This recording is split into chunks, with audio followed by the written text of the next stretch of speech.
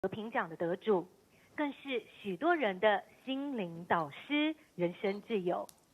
我想，我们真的非常的幸运，有尊者这么一位稀有难得的导师来指引我们，同时也让我们依靠。除了感恩跟珍惜之外，我们更应该要遵循尊者为我们树立的典范，了解佛法的义理，来用在日常生活上，学习宽恕、包容、慈悲，以感恩的心，以及潜心的为所有的众生离苦来做祈愿，同时更希望能够世界和平，台湾四时无灾，风调雨顺，国泰民安，社会祥和。今年因为全世界的疫情造成了人心浮动、无助、惶恐，台湾也因为政府与人民互相的扶持和信任，让我们得以平安度过这一次病苦疫情的共业。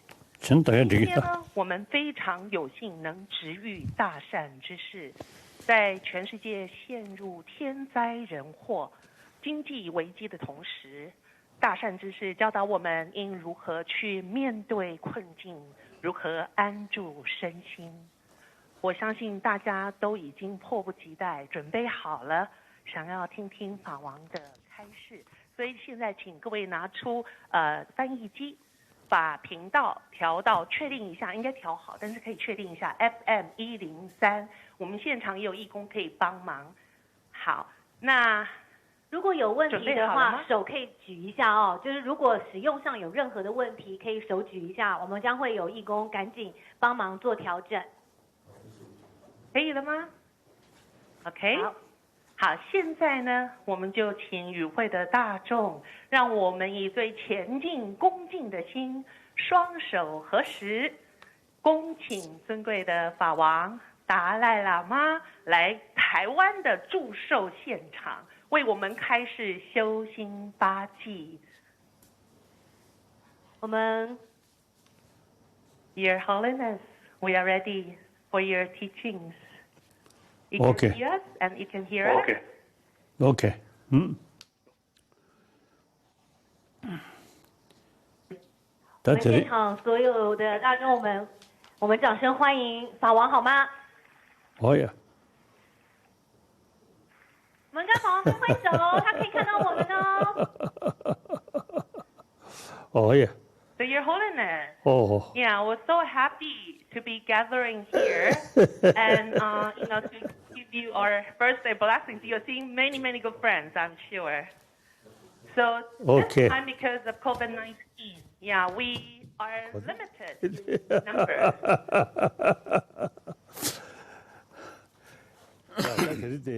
So today, So happy to see us. So you together, yes.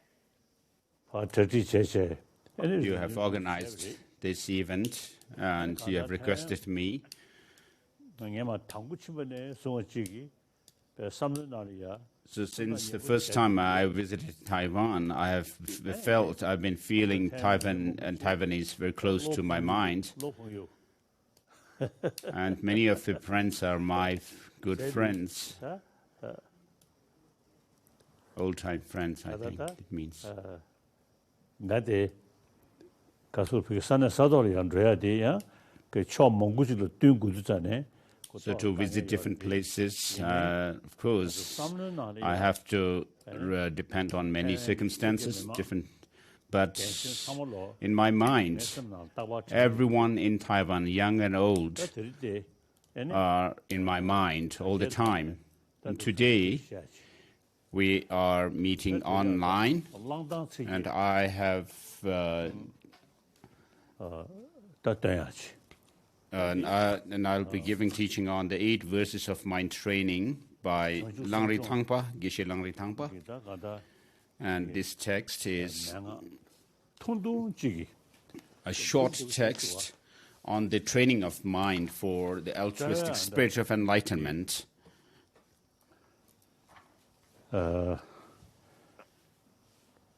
Basically, this text called the 8 verses on training the mind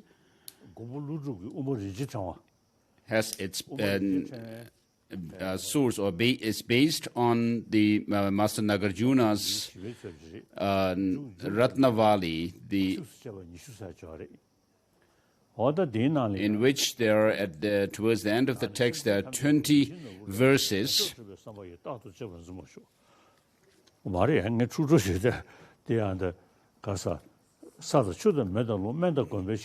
it says that it's just like the elements, like earth and so forth, may I become a sustenance or enjoyment for limitless sentient beings and so forth. And as long as even a few sentient beings remain without reaching enlightenment, may I remain until then. For their sake, even after my enlightenment. So these Master Nagarjuna's Ratnavali, or the precious garland, has these verses, and these are the basis for the 8 verses of mind training.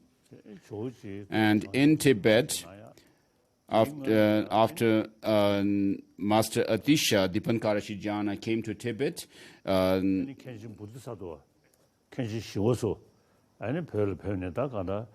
the teachings on training the mind were brought then. Before that, Master Shantarakshita, who was a top scholar of Nalanda Monastic University at that time and was a follower of Master Nagarjuna,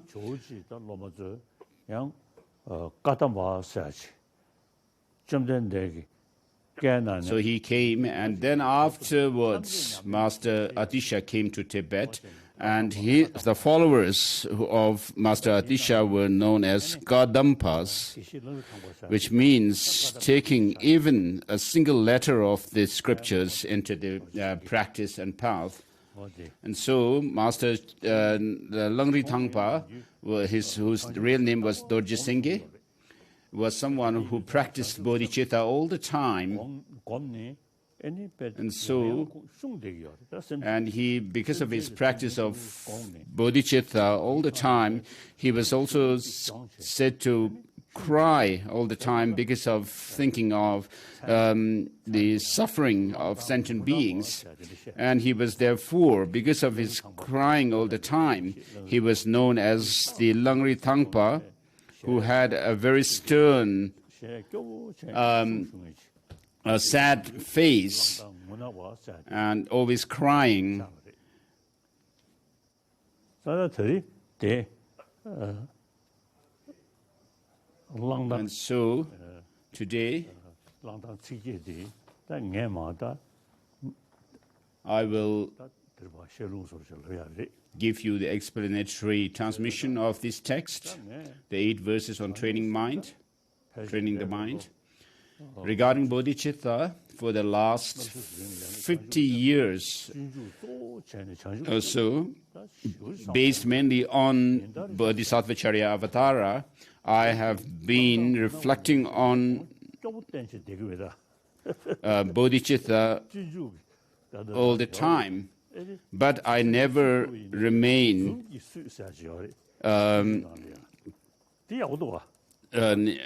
maintain a serious face like Langri Thangpa himself. Because in the Bodhisattvacharya Avatara itself, it is mentioned that you should invite sentient beings with smile. And so, because of that, unlike Langri Thangpa, who had a serious demeanor,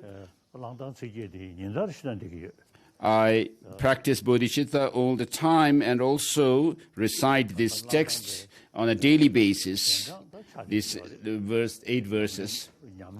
So, of course, I am a follower of Langri Thangpa himself, yet I always smile and laugh. So this is based on, I have a source for being having this kind of a jolly face in Bodhisattvacharya Avatara. So wherever you look at, all sentient beings are, I consider them as my friends and have affection and compassion towards them. And on top of that, it is coupled with the understanding of the view of emptiness, and therefore this gives me peace of mind. In the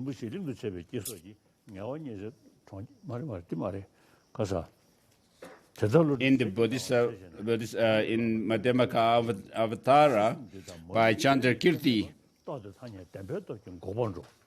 at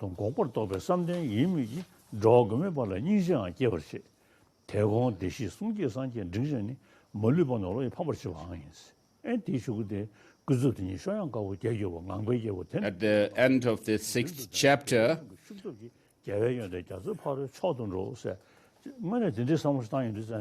it is mentioned that the bodhisattvas use the two wings of understanding of the emptiness and bodhichitta.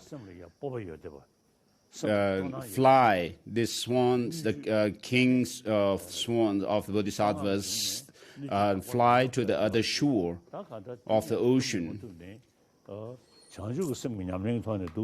of the qualities of Buddhahood. And so, because of this practice of bodhicitta, as it is said in the Bodhisattva Charya Avatara 3rd chapter, today in front of the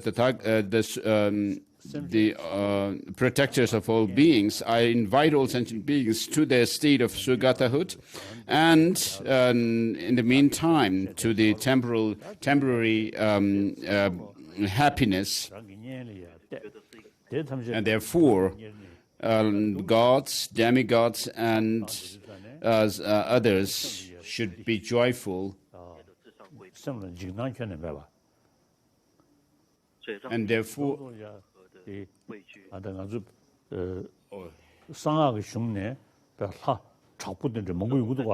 so because of the practice of bodhicitta, I always remain peaceful in my mind.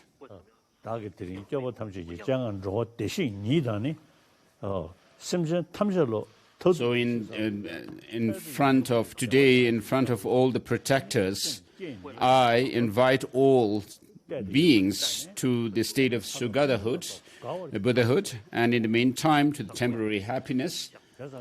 Therefore, gods and demigods, be joyous. And so I wonder, when I think about the tantric deities having very fierce look, whom do they actually show their wrath? And so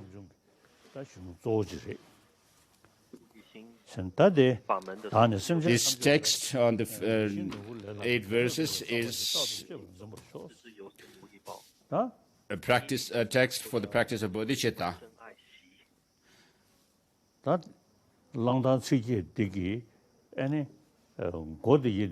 And so, to the beginning of the text, the first 7 verses show the bodhicitta, practice of bodhicitta, and then the last verse where it says, may all these remain undefiled by the stains of 8 mundane concerns, and so forth, shows the practice of the view of emptiness. And so, the first verse, I, for the benefit of sentient beings, all sentient beings, when you come across this word I, you should think who you are, where am I, what am I? So, when I get up in the morning, I reflect on this verse from Mula Madhyamaka Karika, where it says, not the aggregates, it is not the aggregate, nor separate from it, it is not in the aggregates, nor the aggregates are in it, it does not possess, the Tathagata does not possess the aggregates, what else is the Tathagata? And so I switch the Tathagata with I. So, not one, not different from the aggregates, not in the aggregate, and I'm not in the aggregate, who am I? So, every day when I wake up, I do reflect on this verse and try to search for this I. So you cannot, when you try to search for the identity of the I, you cannot find anything that you can point your finger at.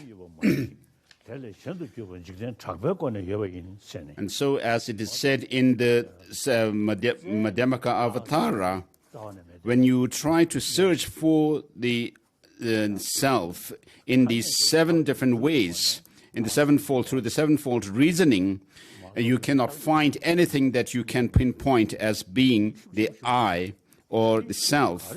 But the I does exist, the self does exist by way of the designation.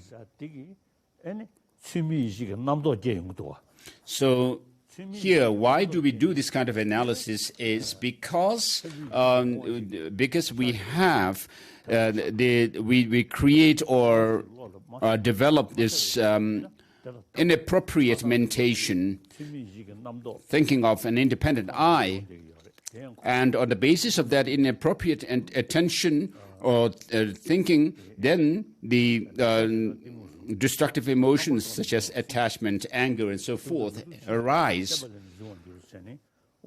As Master Nagarjuna's Mula Madhyamaka Karika says, the attachment, anger, and confusion arise from this kind of inappropriate thinking.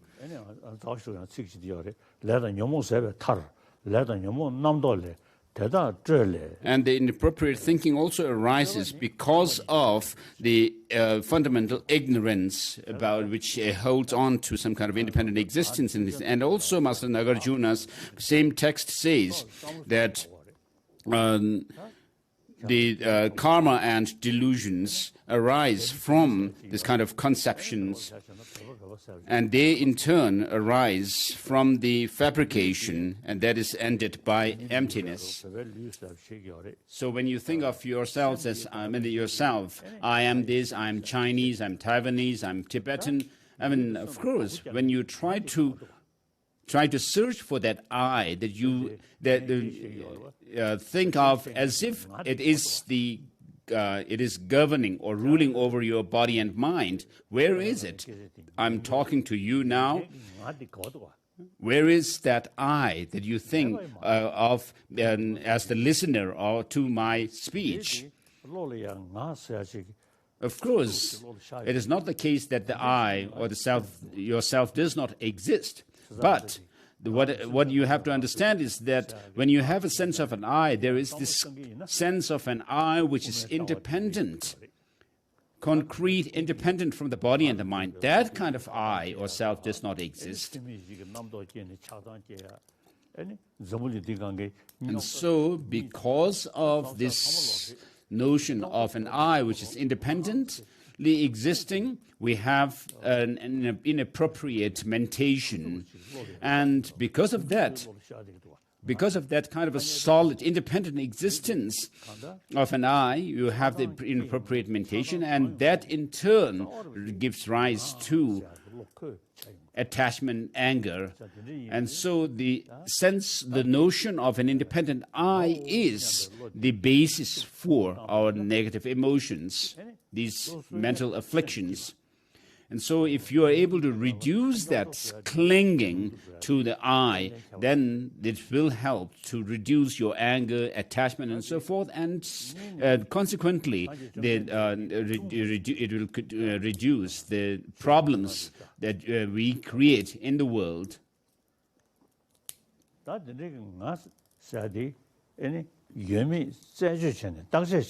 So when you look for the I, search whether this I exists or not, and you have to be able to come to the conclusion that this independently existing I is not there. And therefore, in Buddhism, it is considered very important to use logic and reasoning to delve into the nature of things. So in the Pali tradition, of course, they mainly use scriptural quotations, whereas in the Nalanda tradition, the Sanskrit tradition, which we as Tibetans and use the people of Taiwan and the Chinese ethnicity also follow this tradition. So we all are follower of the Nalanda tradition, and particularly the follower of Master Nagarjuna, the great glorious master. And so we call him Longsu Pusa. So as followers of Master Nagarjuna, regarding the profound path, stages of the path, which is based on the ultimate reality, we have the texts such as Mula Madhyamaka Karika and Madhyamaka Avatara by Master Chandrakirti. And so these two texts, Mula Madhyamaka Karika by Master Nagarjuna and Madhyamaka Avatara by Chandrakirti, are the two main, the supreme texts for understanding of emptiness, the ultimate reality. And I always keep these two texts on my desk, on my table. And so that is with regards to pertaining to the profound path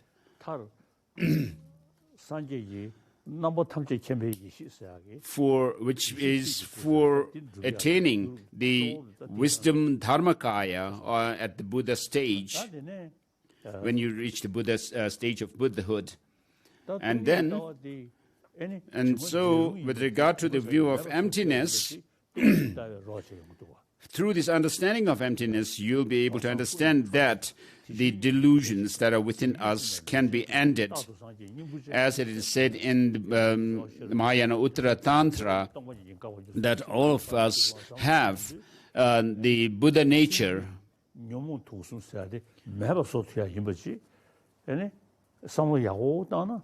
So when you think along these lines of Madhyamaka text, then you'll be able to find that it is possible that I can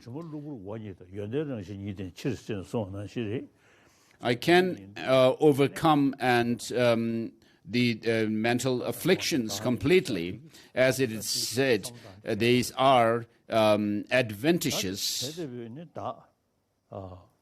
And the quality of clarity and cognitive nature of the mind is naturally within us in the mind.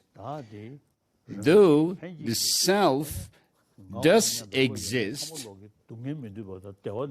and everyone who has a sense of an I or self, they are same in not wanting suffering, but wanting happiness.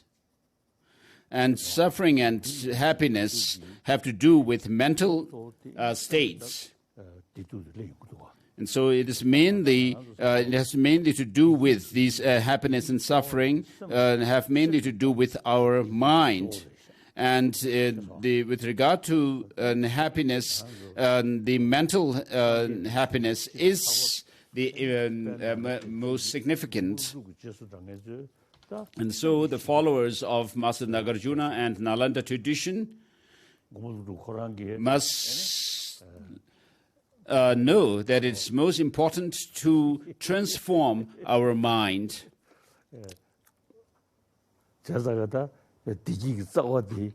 So the root of our happiness is in the mind itself. So today, the world is mainly attracted towards external development, but except for the Indian traditions, which is the only tradition where we use the mind to attain happiness, whereas other traditions mainly are based on praying to a creator God.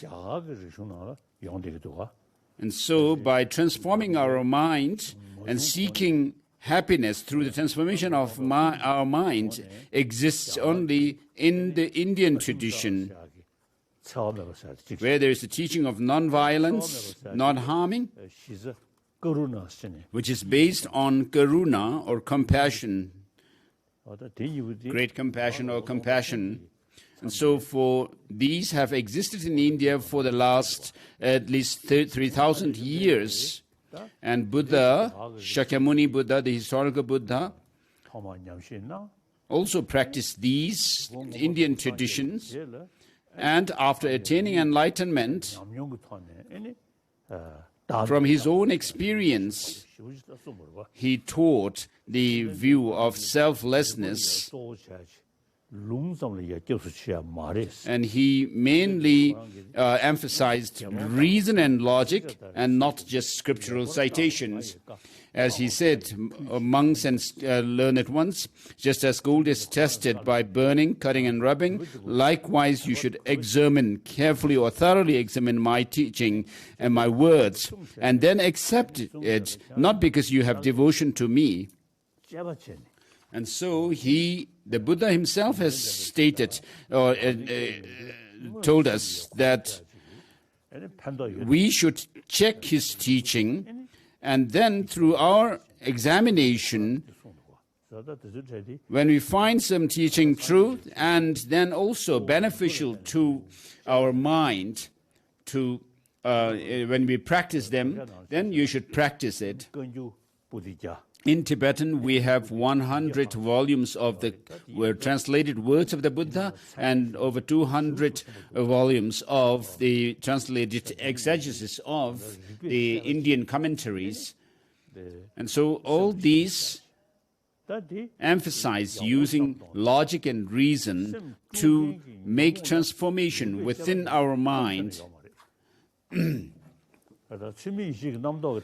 So, with regard to that, if we actually examine how these negative emotions arise in us, what are they? I mean, you'll be able to see that they do not have any sound basis, whereas compassion and bodhichitta and so forth have the logical basis. And they can be increased through and developed further and further through our practice. So the strong attachment and anger and so forth do feel very strong. But when you try to look for their root, you'll not be able to find them having any sound basis. And therefore, these negative emotions and ignorance arise through confusion, whereas they may be very strong because of our habituation with them over countless lifetimes, and they do not have any sound basis and logic to prove their truth as such, whereas compassion and a view of emptiness and so forth have a sound logical basis, and therefore you can develop them further and further through practice. And so when we talk about practicing the Dharma, it's not just, it should not just remain at the level of prayers, as you Chinese people do say, Amitabha, pray to Amitabha and so forth. But as human beings, since we have this kind of a unique brain and unique intelligence with which we can actually examine what is right and wrong, and through the help of this intelligence, we should be able to pierce through the negative emotions. And so with the determination to achieve the highest aim for the benefit of all sentient beings, which surpasses even the wish-fulfilling gem, may I hold them dear at all times. So all sentient beings are the sentient beings of the three realms of existence, who do not want suffering but want happiness, and we also have the connection over many lifetimes with these all sentient beings in the universe. And so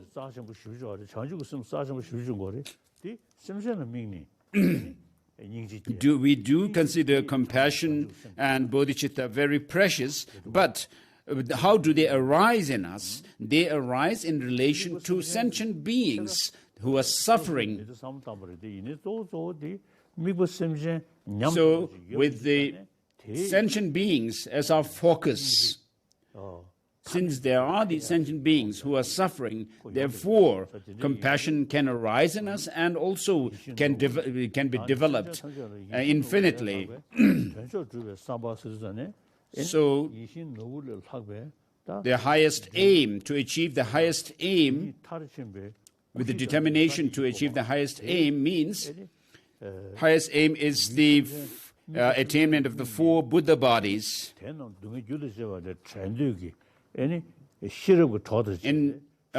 Based on these sentient beings, and with coupled with that of the view of emptiness, we attain that the 4 Buddha bodies, and therefore you say, "May I hold dear at all times." And then the second verse, as it is said in the Ratnavali, the precious garland, where I quoted certain lines, and one of them says, "May I be able to, may all the sufferings of all sentient beings fructify upon me, and may all the happiness and good things of myself fructify upon all sentient beings." And so what we are thinking is helping sentient beings.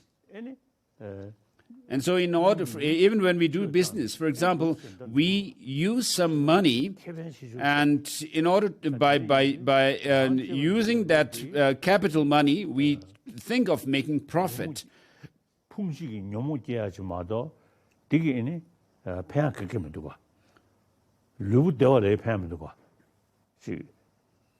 Whereas the negative and the negative emotions, the afflictive emotions, do not help us.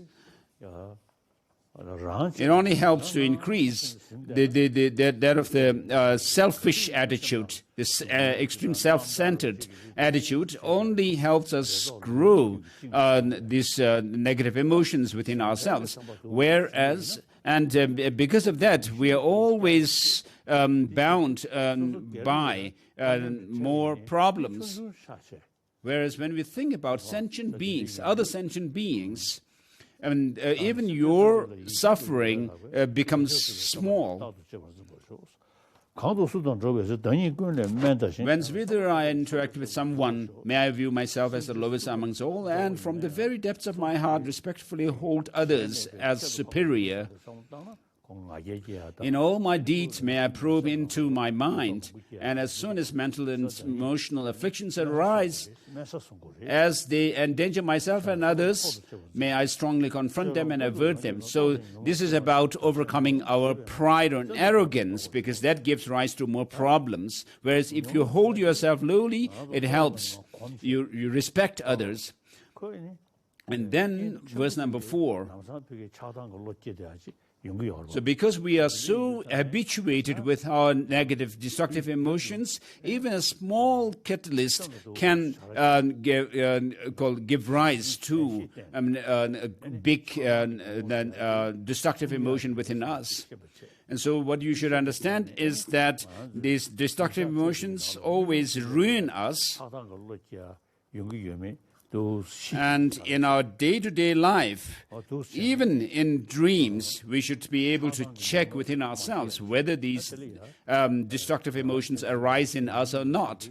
And so these negative emotions arise, the problems are caused by our self-cherishing attitude and also holding on to some kind of a true independent existence in things.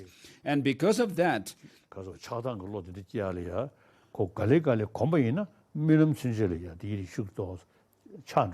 if we familiarize ourselves with the positive attitudes, in all my deeds may I probe in my mind, and as soon as mental and emotional afflictions arise, as they endanger myself and others, may I strongly confront them and avert them.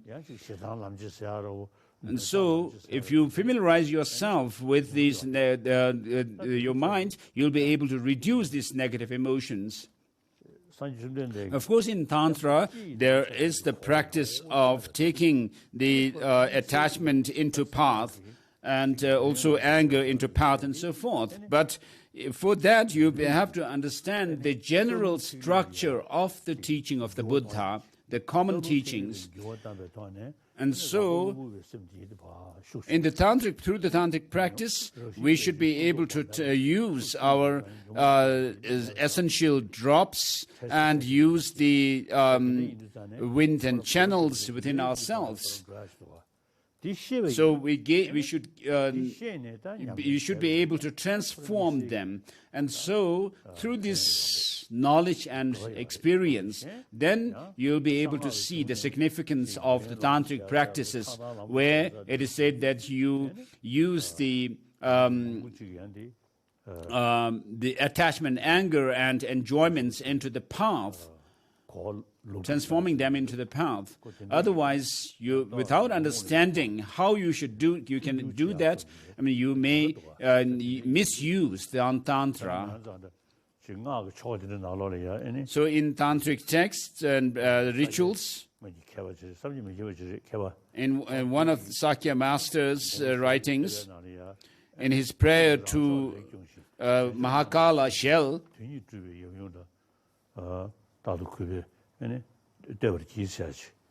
so he says that in order to crush one's enemies and take care of those who are on our side, so and so forth. So I don't favor this kind of a praise to crush those of our enemies and taking care of those who are near and dear ones. So because we are so used to doing this in our life, it is even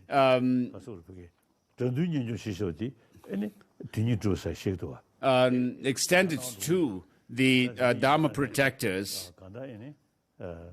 So I don't really like this kind of a praise to Dharma protector. So when you have a very strong and powerful practice of controlling your wind energies and channels and the vital drops, then you'll be able to see the significance of these tantric practices. So without knowing the significance of Tantra, you will actually use the Tantra for ruinous purposes. When I see beings of unpleasant characters and so forth, so generally you should see sentient beings as pleasant, attractive, and have compassion and love towards them, but should not be tossed by. But you should not be tossed by the attachment and anger and so forth. And so, when the sentient beings are tossed by these negative emotions, you should feel more compassionate and loving towards them. And when others, out of jealousy, treat me wrongly with abuse, slander, and scorn, may I take upon myself the defeat and offer to others the victory. So, to all the mother sentient beings who are as infinite as the space, you should have compassion towards them even when they provoke anger and so forth within yourself. And so you should use that opportunity to increase your experience of compassion, love, and bodhichitta. And in the Bodhisattva Charyavatara, it is said that the enemy is your teacher of patience. So in order to practice compassion well, to be successful in the compassionate practice of compassion, you should have patience. In order to have patience, you should you would be able to practice patience when there are those who provoke you, anger you, who actually talk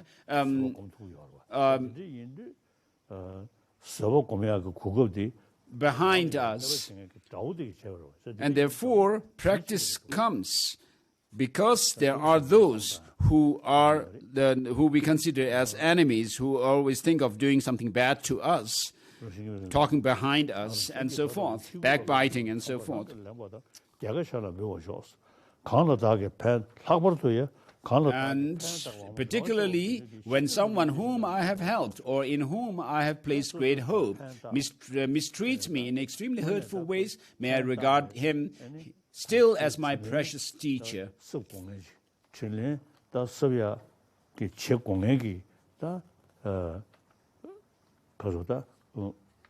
So those to whom you have helped, actually, ideally, they should be actually the ones who should repay your kindness. But when they do something bad to us, of course, if we actually talk about a legal system, when you have done something good to somebody and then the person actually responds with negative attitudes and negative things, instead of gratitude,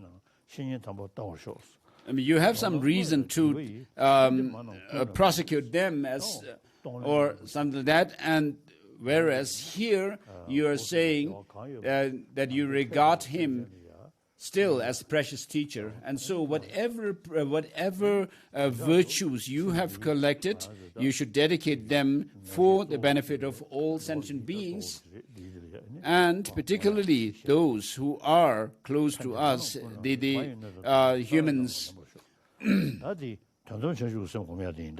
And then in brief, may I offer benefit and joy to all my mothers, both directly and indirectly. May I quietly take upon myself all hurts and pains of my mothers. And then verse number 8, may all these remain undefiled by the stains of the 8 mundane concerns, and may I, recognizing all things as illusion-like. So whether it's internal experience of pain and pleasure or the external objects, all of them appear as if they have some kind of objective existence, independent objective existence. The quantum physics concept of quantum physics is quite helpful, where they differentiate between appearance and reality. Apparent things appear as if they have some objective existence. Our near and dear ones and the adversaries and enemies and so forth do appear to us as if they have some objective independent existence, but if you actually search for their identity, whether they exist that way or not, you will not be able to find that. So because the so-called enemies and our near and dear ones appear as if they have some kind of objective independent existence, we grow anger or attachment towards them. Whereas if you go beyond that appearance and try to look for their existence, you will not be able to find anything being this and that. So the mental afflictions, the destructive emotions, arise on the basis of their appearance.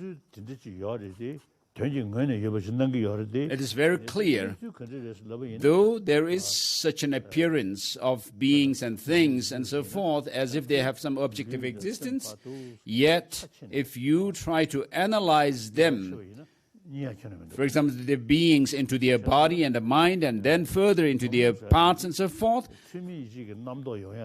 you have nothing that you can pinpoint as being this and that person and so forth. And therefore, on the basis of appearance, we grow attachment or anger and hatred. So this is clear.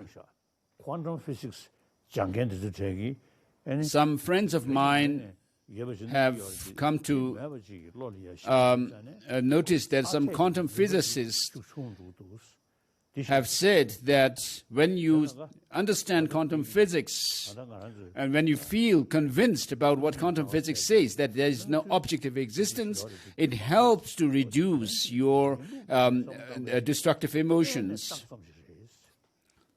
And so what Buddhism says is that the negative, destructive emotions arise on the basis of appearance, with the notion that the things have some kind of a solid, concrete, and independent existence in and of themselves.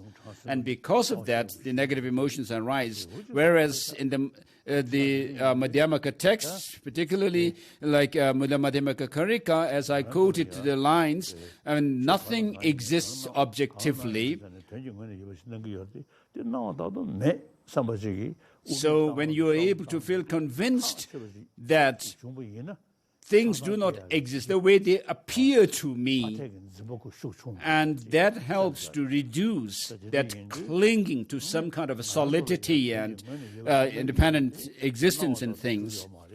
And therefore, things do not exist the way they appear to us, and therefore they are like illusions.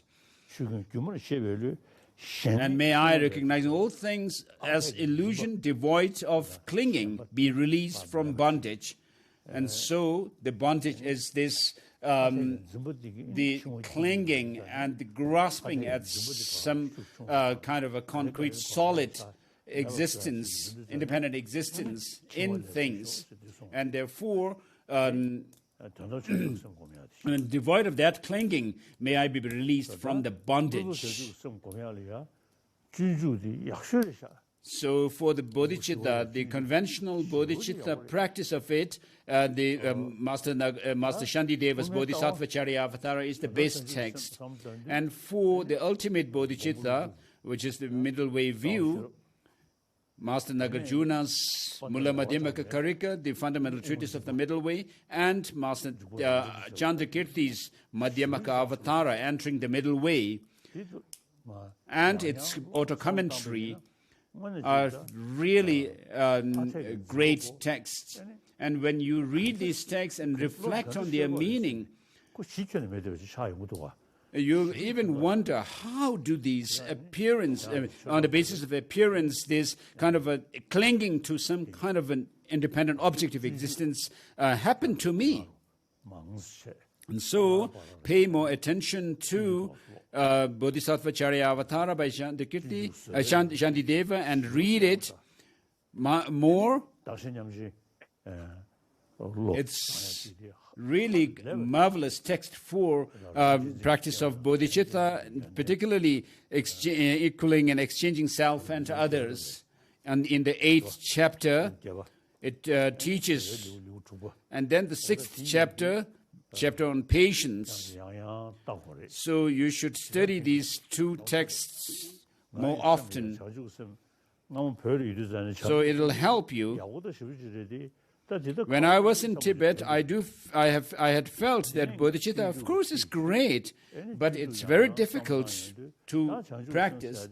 But after receiving teaching on Bodhisattva Charya Avatara, then I can say that I have some kind of an experience which comes when I put some effort in it.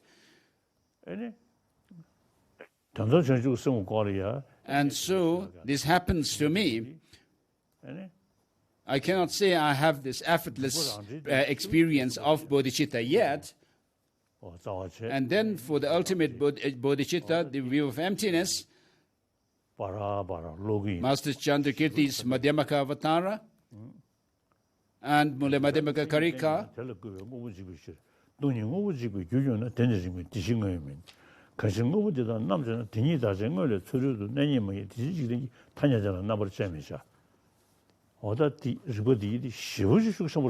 So these reasonings that Master Chandrakirti uses are very powerful, where he says that if things were to have some kind of a stable inherent existence, then the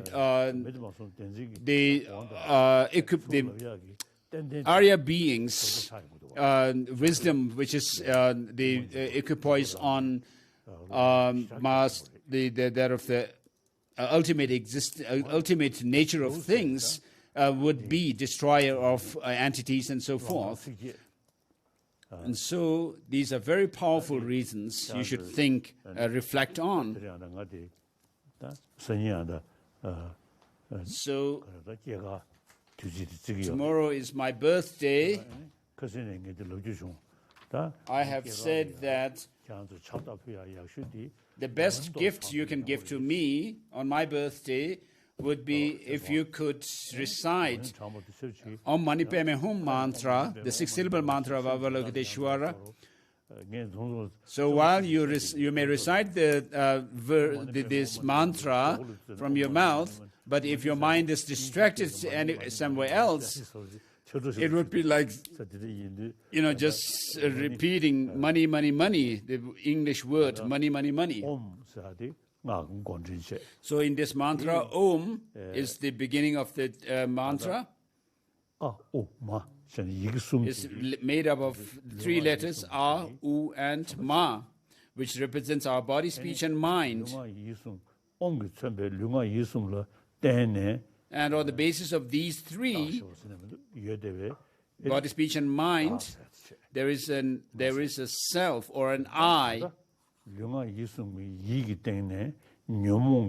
So at this stage, our body, speech, and mind are more or less used for, are influenced by, under the strong influence of destructive emotions, whereas through familiarization with the path, what will happen is these impure body, speech, and mind that we have as sentient beings, and which mainly the mind,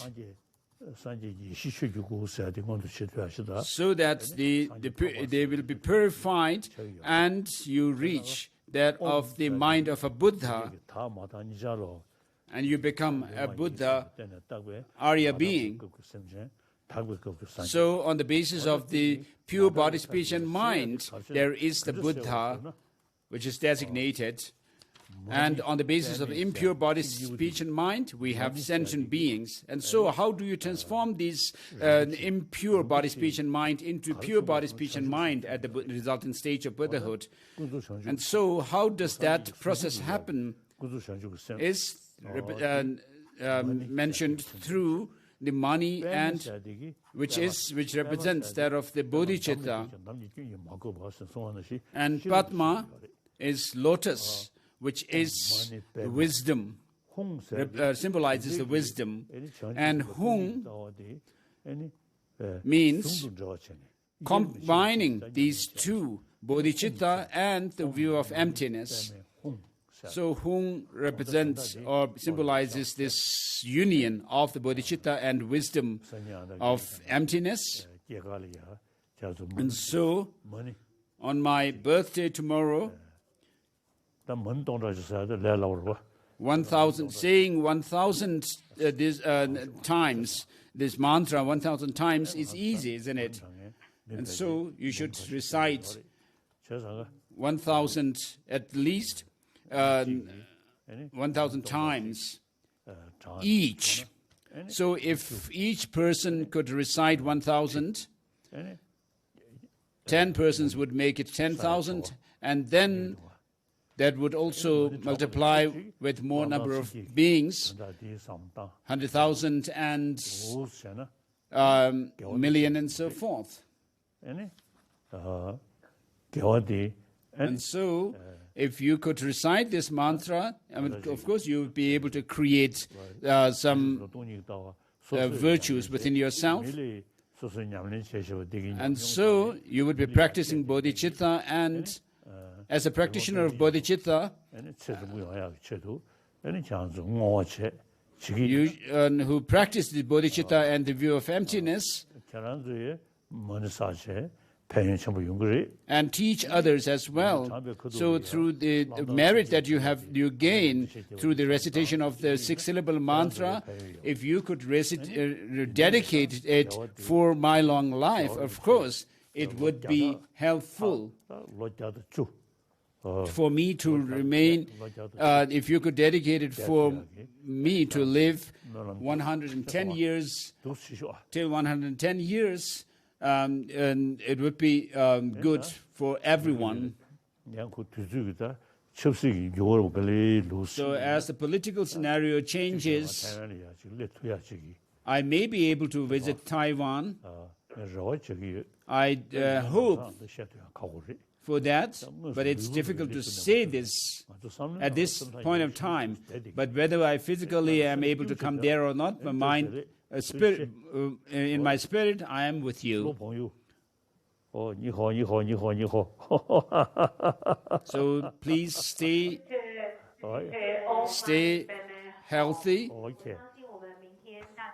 1000遍的6字大明咒，一定都会把这个功课做好。 Thank you, Your Holiness. Thank Be you at so much ease. for the precious teachings, Thank you. which have been heard just now by 1,000 participants here, plus 300 volunteers.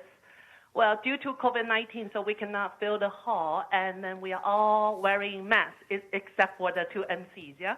Oh, And, you know, okay. you can see people, yes, you can see people also keeping very safe social distance. Okay. We're so blessed to have you here with us. Thank you so much. And we would like to also invite Jamyang Renqin, our translator, because without him, our ears will be deaf to your teachings. So our translator, Jamyang Renqin 老师，我们要非常谢谢我们的蒋老师刚刚为我们做了非常精湛的翻译，非常谢谢。Thank you, 对不起。谢谢。还要进行的是。Yes. 谢谢。 So, Your Holiness, Okay. we need you to stay with us. Okay, please stay with us. We would like to move on to our ambulance donation ceremony. This is the 6th ambulance we're donating. Oh, thank you. 我们要向尊者报告，在今年我们台湾的4众弟子再次集资，以尊者的名义购买第6辆顶级型的救护车达赖喇嘛观音6号。在今天我们要捐赠给台北市政府消防局救护团队。谢谢。 So this is the ambulance, Dalai Lama Avalokiteshvara number 6 ambulance. Your Thank you. Holiness. Thank you. Oh yeah. 我们接下来呢就要来进行今天的捐赠仪式。我们要邀请我们的贵宾来到舞台上。首先邀请指导单位达赖喇嘛西藏宗教基金会董事长达瓦才仁先生，我们欢迎。We're inviting our guests to come onto the stage. 以及主办单位台北市甘丹东顶显密佛学研修协会理事长侯胜善先生，欢迎。以及受赠代表台北市政府消防局副局长许志敏副局长，欢迎。到啥了？我们紧接着就要来进行我们今天的捐赠仪式。那我们的董事长以及我们的理事长将会代表我们的法王捐赠救护车给予我们台北市政府消防局。Thank you. 那么同时呢，在今天我们的消防局也特别准备了感谢状，还有救护车的模型，要回赠给我们。